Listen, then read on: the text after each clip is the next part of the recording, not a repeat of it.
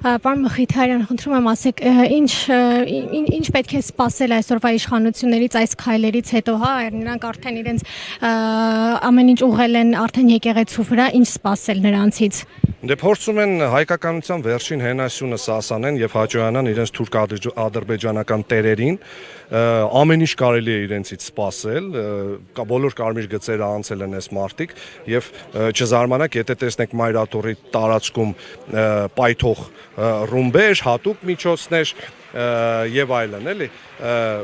ինչ պետք է անենք մենք, այն ինչ որ արեցինք քիչ առաջ, թույլ չտանք, որ ուժայինները, որոնք երևի իրենց հոգին արդեն, չգիտեմ, վաճառել են թուրքական եւ ադրբեջանական աստվածներին,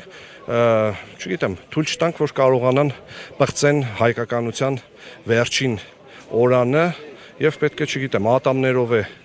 ձեռքերով է, բռունցքներով է պաշտպանենք մեր հայկականը, մեր ազգայինը, մեր հավատքը, մեր խաչը, մեր սուրբ էջմիածինը։